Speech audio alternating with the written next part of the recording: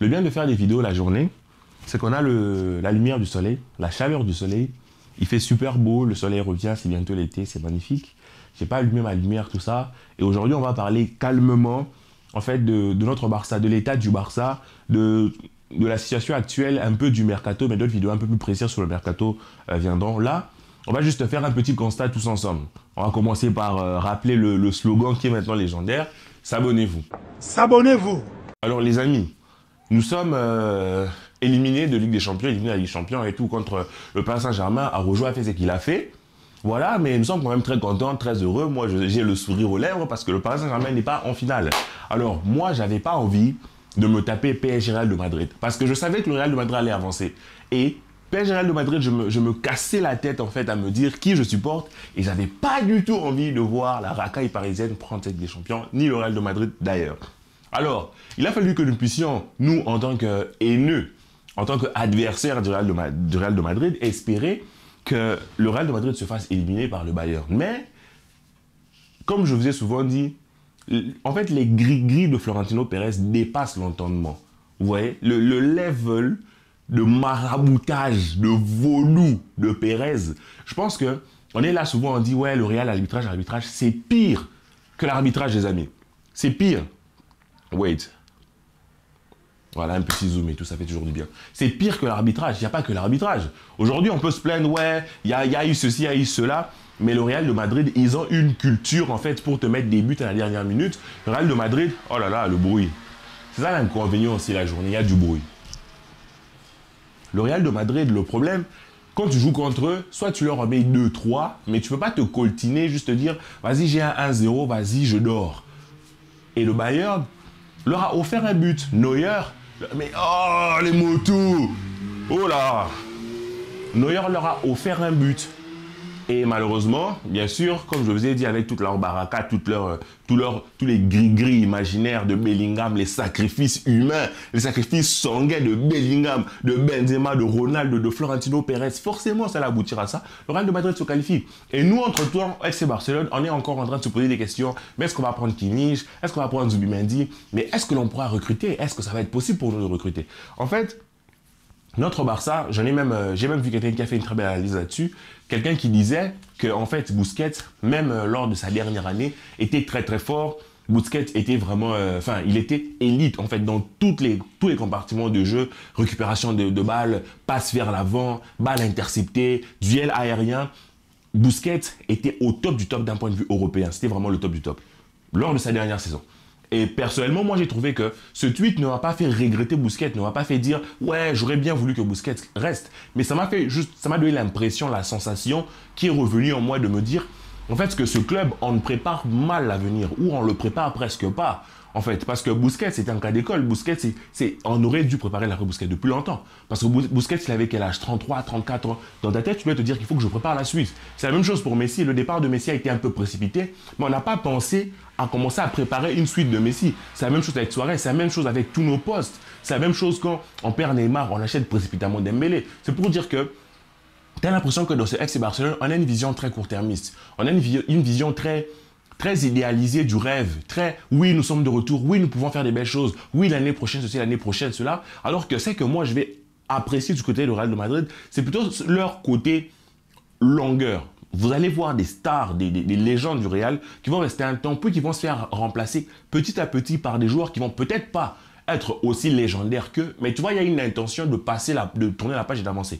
Et chez nous, FC Barcelone, on a toujours la tendance de vouloir recréer le passé, recréer les histoires qui nous ont fait rêver. Oui, c'est beau. Comme par exemple, l'année passée où on a passé du temps les 2 dernières années à chercher un numéro 6 profil Busquets.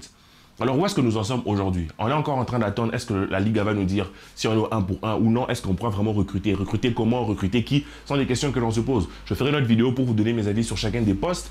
Mais ce Barça-là, j'espère que Deco n'est pas en train déjà d'aller un peu à la dérive, en fait, et de faire les choses sans forcément cogiter, en fait. Parce que quelque part, on a pu le voir avec le transfert de Victor Roque. Victor Roque est arrivé, on a dépensé 35 millions sur un gamin en hiver. On aurait pu investir ailleurs, mais on dépense sur Roque. Roque, il arrive, Roque n'est pas utilisé. Et maintenant, son agent veut faire quoi? Son agent veut partir. Et aujourd'hui, qu'est-ce que l'on fait? On perd Estevao, le petit, le Messinho. On le perd, il va aller signer à Chelsea. C'est pour dire, ce même Messinho qui devait signer chez nous, en fait, son agent, c'est l'agent à Roquet qui a dit publiquement qu'avec Roquet, ça ne va pas. Xavi ne lui parle pas. En fait, le même traitement qu'a eu reçu Pjanic de Coman, c'est la même chose que Xavi est en train de faire à Roquet. Donc, il y a peut-être une divergence de point de vue, une divergence de recrues entre le board, entre l'administration et le coach Xavi. Et ça, c'est un problème. C'est un problème parce que tu ne peux pas, quelque part, imposer au coach la venue d'un joueur sachant que tu ne vas pas l'utiliser et tu prends 35 millions dans les caisses. Je me demande, est-ce que ce n'est pas parce que Deco avait des sous à gratter dessus? Ce n'est qu'un exemple. C'est pour vous dire qu'une fois que l'on nous dira que oui, vas-y, on peut recruter au mercato, mais qui va-t-on recruter? Par exemple, le Guido Rodriguez, le numéro 6, qu'est-ce qu'il vient faire au FC Barcelone? Moi, je me pose des questions. S'il vient en tant que titulaire, est-ce qu'il a le niveau du Barça? Non. S'il vient en tant que remplaçant, pourquoi t'ajoutes-tu en plus de tous les milieux que tu as, de tous les 6 que tu peux utiliser, Guido Rodriguez? Pourquoi? Parce que je me dis, si tu veux recruter un top 6, Guido Rodriguez, qu'est-ce qu'il fait? Tu peux faire jouer Casado. Tu vas faire jouer le petit de la Masia. Dans 2 ans, tu feras jouer Bernal. C'est pour dire que pour moi, il y a une impression de... On veut les choses quittes tout de suite, mais pas de la qualité. Parce que là, c'est compliqué d'aller se dire que on va prendre Guido. Ça fait un peu peur parce qu'il y a des rumeurs. Vous pouvez aller voir ça sur la page d'actualité Barça qui dit que, en fait, Casado aurait signé, pas Casado, Guido Rodriguez aurait signé un pré-contrat pour arriver au Barça. Moi, je ne vois pas ça d'un bon oeil parce que, oui, ce n'est pas Oriol, c'est un niveau au-dessus de Oriol. Mais est-ce que c'est le niveau Barça? Est-ce que c'est le 6 dont on a besoin pour avoir, pour combler, entre guillemets, le soi-disant lacune en C1? Il faut se poser des questions. Mais est-ce que ce même si ça va être Kimmich? Il faut se poser des questions. Est-ce que même si ça va être Zubimendi, il faut se poser des questions. Moi, je trouve déjà que Kimmich, Zubimendi, ça reste au-dessus de Guido Rodriguez. Maintenant, si tu prends Kimmich, Zubimendi, que tu dis tu mets Guido Rodriguez en backup, en remplaçant, moi, je trouve encore une fois que ça sert à rien.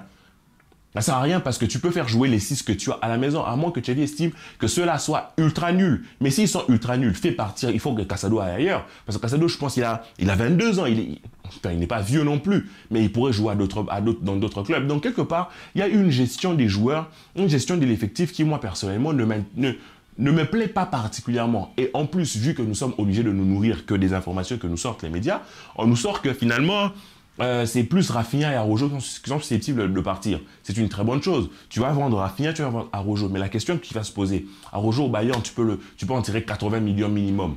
80 millions, Rafinha, on va dire, à un club de première ligue, tu en tires 50, 60 millions. Ça te fait en grosso modo, ça peut te faire 130 millions. Qu'est-ce que tu en fais? Tu es au 1 pour 1, tu peux les réinvestir directement. Qu'est-ce que tu achètes? Qui tu achètes? On parle de Xavi Simons. Moi, je me pose la question. Très bon joueur. Il a explosé dans son club. Mais est-ce que c'est une priorité en ce moment? Est-ce que c'est une priorité? Est-ce qu'on ne serait pas en train de se retrouver encore dans une situation où Deco ou Laporte avaient imposé ses choix à Xavi? Parce que je me dis, tu as décidé de garder Xavi. Alors, ce qu'il y a à faire, c'est discuter pour trouver un accord pour avoir, entre guillemets, l'équipe que Xavi veut. Parce que Xavi va se plaindre à demi-mot pour dire qu'on n'a pas forcément l'effectif que l'on veut, on n'a pas forcément les joueurs, il n'a pas forcément, lui, les joueurs qu'il voudra avoir. Une minute. Je recule ça. Comme ça, vous voyez le maillot. Il n'a pas forcément les joueurs qu'il faudra avoir. Maintenant, tu dois te poser avec Deco pour réfléchir. Parce que clairement, moi, je me pose la question, je me dis, est-ce qu'on est en train d'aller dans la bonne direction? On va dans la bonne direction dans j'ai envie de dire, dans l'envie. Cette saison, j'ai vu en Ligue des Champions, vraiment des jeunes qui nous apportent quelque chose dans une énergie. C'est bien, de ce point de vue-là, c'est bien. Mais simplement, je dis qu'on a beaucoup de joueurs en dessous de la qualité nécessaire pour être au Barça. On a énormément de joueurs au milieu de terrain. On a des attaquants qui ne foutent rien. Dites-vous, on a des attaquants qui ne marquent pas, qui ne servent à rien. Donc moi, je me dis, quitte à ce qu'on fasse les choses, faisons-les grandement et faisons-les bien. Si tu reviens en 1 pour 1, tu as clairement une porte pour faire un mercato sérieux. Et ce qui va un peu me plaire ou me donner un peu d'espoir, c'est les rumeurs Lewandowski. Pourquoi les rumeurs Lewandowski? Parce que si tu as une rumeur Lewandowski, en fait, il n'y a pas de fumée sans feu. Ça veut dire que le club se pose des questions. A priori, lui, il ne veut pas partir. Mais est-ce qu'ils vont réussir à le secouer pour qu'il parte? Je pense qu'il a encore 1 année de contrat ou 2. Est-ce qu'ils vont réussir à le secouer pour qu'il parte, je ne sais pas, en Arabie et tout ça? On verra. Mais a priori, moi, je pense qu'on se le coltinera encore. Mais si le club se pose des questions sur un joueur aussi emblématique, aussi légendaire, parce que Lewandowski est une légende de foot, que Lewandowski doivent se poser des questions sur Joao Félix, doivent se poser des questions sur Ferran, sur Rafinha, sur tous ces mecs-là. Et moi, personnellement, Joao Félix, il n'y a pas d'intérêt de le garder. C'est de la place au niveau des salaires Et l'Atlético de Madrid, oh là là, le soleil est en train de baisser. Du coup, je vais rallumer la lumière. Du coup, je racontais que Joao Félix, c'est de la place au niveau des salaires. L'Atlético de Madrid va sûrement chercher à négocier gros avec nous. Et sérieusement, c'est un joueur talentueux qui peut être en super sub, mais est-ce qu'on a vraiment besoin de lui concrètement? Est-ce qu'on doit dépenser de l'argent pour lui? Moi, je ne dépense aucun rang pour lui. Au pire, je le reprends en prêt, mais tu le reprends en prêt, ça veut dire que tu dois virer, par exemple, Ansu Fati, parce qu'il va revenir de prêt aussi. Ce sont des questions qu'il faut se poser. Il y a l'anglais qui va aussi revenir de prêt. C'est aussi des questions à se poser. Mais pour moi, si tu as de quoi revenir en 1 pour 1, tu dois faire des sacrifices, tu dois vendre en gros. Vraiment, il faut qu'on passe le stade du fanatisme, il faut que l'on voie ce club, il faut que l'on voie là où on est, il faut que l'on se rende compte que pendant que nous, on se pose des questions existentielles sur serons-nous capables de nous passer de Rafinha, au Real de Madrid, ils sont en train de se diriger vers leur 15e Ligue des Champions. Le sens des priorités chez nous n'est pas le bon, je pense. Si chez nous, on priorise les trophées, on priorise le titre, on priorise l'envie, on priorise la legacy, en fait, on priorise l'histoire, la légende qu'est le FC Barcelone. Tu fais sauter Frenkie de Jong, ok, d'accord, c'est un joueur que j'aime énormément, il est floqué sur ce maillot, mais derrière, tu nous ramènes un top 6, tu nous ramènes Bruno Guimaraes, tu nous ramènes peut-être Zubimendi, mais tu ne vas pas nous ramener forcément un joueur qui va être un casse-tête tactique comme Kimmich. À moins que tu te dises, je vais prendre Kimmich, je vais le mettre en double pivot, mais tu vas double pivot avec qui? Donc, c'est beaucoup de questions, et moi, je trouve que ce Barça, des fois, on veut trop réinventer la roue alors qu'on peut faire dans la simplicité. C'est pour ça que moi, je vous ai toujours dit, moi, je suis fan des ailiers. C'est vrai, milieu à 4, le milieu qui rentre le demi-espace, mon gars, tu as les sous, tu vends Rafinha, tu vends Ferran, si tu veux, tu vends Araujo ou tu vends Frenkie de Jong. Mais en tout cas, pour moi, tu fais Ferran, Rafinha, Araujo ou Frenkie de Jong. Si tu veux vendre comme ça, c'est pas mon problème, mais tu me ramènes un top 6, tu me ramènes le petit Nico, on est déjà content, oui ou non? On est content parce que d'un côté, tu peux avoir Nico, de l'autre côté, tu peux avoir Lamine Yamal, mais en même temps, les questions, c'est vrai, on va se poser, est-ce que Lamine Yamal peut jouer titulaire tout seul? Non. Alors, je pense que si le problème du Barça était vraiment le 1 pour 1 et pas les capitaux, pas l'argent, si on revient 1 pour 1, il faut foncer, il faut arrêter de trop réfléchir, arrêter de se poser trop de questions. S'il y a des joueurs à vendre, il faut vendre. Notre été doit être mouvementé. Il y a des choses à rafistoler, à améliorer, des choses à changer, des questions à se poser. On ne peut pas être là et commencer à penser qu'on va redevenir glorieux à la force de l'amitié, love, tout ça. Non, non, on a besoin de travailler sur ce club parce que ce club est en train de prendre vraiment la direction de l'AC Milan ou la direction d'Arsenal, un club qui reste légendaire de par son statut mais qui n'arrive pas à performer en Europe alors que l'on est très proche en fait. Quand vous avez vu nos matchs, le match contre le Paris Saint-Germain, le match avant contre Naples, tous ces matchs-là, on est très proche de revenir en fait au premier rang de l'Europe, pas forcément en gagnant avec des champions, mais en faisant vraiment une campagne respectable, en faisant une très belle campagne. Et pour moi, il faut avancer dans ce sens. Il ne faut pas s'appuyer sur oui, mais celui-là, je l'aime bien, je l'aime pas bien. Pour moi, le staff doit travailler dans le sens d'améliorer l'équipe et quitte à faire des sacrifices, il faut les faire parce que moi personnellement, j'en ai marre de me taper un Barça de merde et je pense que vous aussi. Je vous laisse avec cette vidéo, je vais en faire une autre juste après pour vous parler de mon point de vue au niveau de l'attaque, du milieu de terrain et de la défense. On se parle un peu plus tard les amis, que la paix soit sur vous. Peace.